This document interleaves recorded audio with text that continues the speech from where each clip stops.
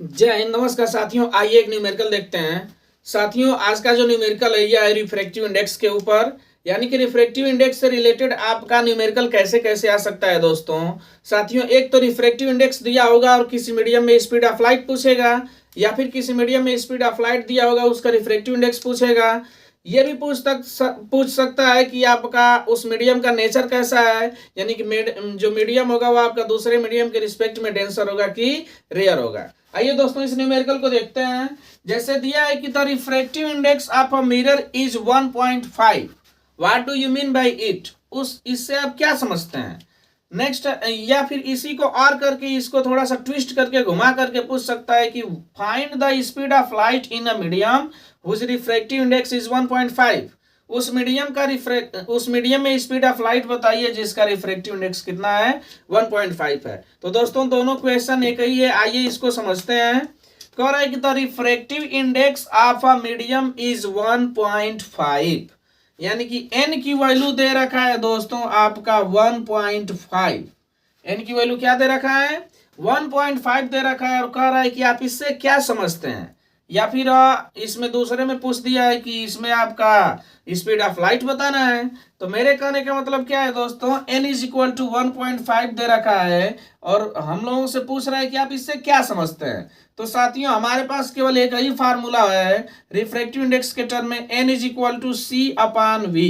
n is equal to क्या formula है? c upon v, यानी कि n is equal to c upon v लिखेंगे तो n is equal to 1.5 is equal to हो जाएगा c कितना होता है 3 इंटू 10⁸ डिवाइडेड बाई v।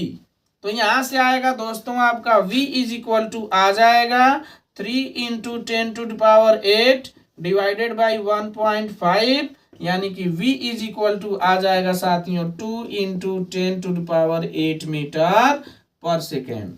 अब ध्यान से देखना दोस्तों, क्या कह रहा है? ये कह रहा है कि इससे आप क्या समझते हैं। तो इससे हमारा क्या निष्कर्ष निकला? जो speed of light in that medium है, उस मीडियम में स्पीड ऑफ लाइट है वह कितनी है?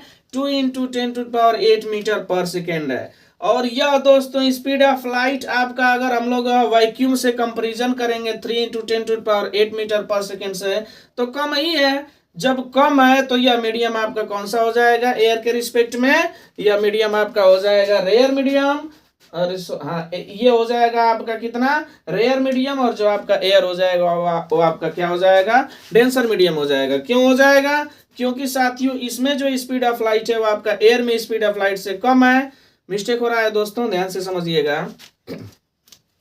यह जो आपका स्पीड ऑफ लाइट है यह आपका कम है किससे? सेकेंड मीडियम से। अब ध्यान से देखिएगा, n इज इक्वल टू होता है c अपान वी।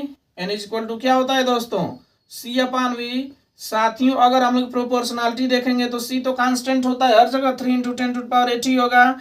यानी हम लोग ऐसे बोल सकते हैं n is proportional to c upon v. n is proportional to 1 upon v. n is proportional to 1 upon v, यानी स्पीड ऑफ लाइट के रिस्पेक्ट में जो आपका रिफ्रैक्टिव इंडेक्स होता है ये एक दूसरे के रिवर्स होते हैं। यानी एक बढ़ेगा तो दूसरा घटेगा, एक बढ़ेगा तो दूसरा घटेगा, एक घटेगा तो दूसरा बढ़ेगा। यानी कि स्पीड ऑफ लाइट ये कम है ये ज्यादा है, तो जिसकी स्पीड ऑफ लाइट कम होगी उसका रिफ्रैक्टिव इंडेक्स ज्यादा होगा, ठीक ना। जिसकी स्पीड ऑफ लाइट कम होगी उसका रिफ्रैक्टिव इंडेक्स ज्यादा होगा। और ये आपका मान करके चलो कि इसका रिफ्रैक्टिव इंडेक्स है ये ज्यादा होगा किसके? इसके रिफ्रैक्टिव इंडेक्स से। और जिसका रिफ्रैक्टिव इंडेक्स ज्यादा होता है यह आपका किसका वर्क करता है? रिफ्रैक्टिव इंडेक्स ज्यादा होने का मतलब मॉलिक्यूल्स पास पास हैं। मॉलिक्यूल्स पास पास का मतलब ये क्या हो गया? अब ये जो मीडियम है दोस्तों ये आपका डेंसर मीडियम हो जाएगा और ये वाला मीडियम आपका क्या हो जाएगा? रेयर मीडियम हो जाएगा।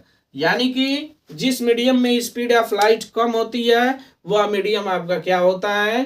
डेंसर होता है। और जिसमें स्पीड ऑफ लाइट ज्यादा होती है वह मीडियम आपका क्या होता है? रेयर होता है। तो मेरे प्यारे दोस्तों इसका आंसर लिख सकते हैं, it is clear from the observation that the speed of light in that particular medium is 2 into 10⁸ meter per second, and this is less than the speed of light in air or vacuum, hence it is a denser medium.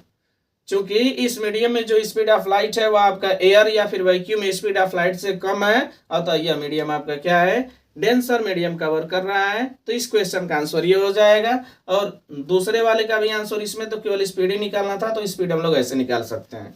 दोस्तों ये जो n equal to C upon V formula है, one of the important formula है, क्योंकि साथियों बच्चे इसको छोटा समझ करके याद नहीं करते हैं। इससे जो क्वेश्चन आते हैं एग्जाम में हमेशा आते हैं, जैसे ये पूछ देगा कि आपका refractive index of diamond is 2.4, what do you mean by it. Diamond का रिफ्रैक्टिव इंडेक्स 2.4 है, तो इससे आप क्या समझते हैं। तो हम लोग क्या करेंगे, n equal to C upon v का फार्मूला लगाएंगे, यानी कि n इक्वल टू दे रखा है 2.4, तो 2.4 हम लोग रखेंगे n की जगह पर, तो वहां से जो speed of light in the diamond आएगा, यह आएगा आपका 1.24 इंटू 10⁸ मीटर पर सेकेंड, यानी कि डायमंड में भी हम लोग स्पीड ऑफ लाइट निकाल सकते हैं। तो दोस्तों हर जगह इस फार्मूले का यूज करेंगे, किसका, n equal to C upon v का।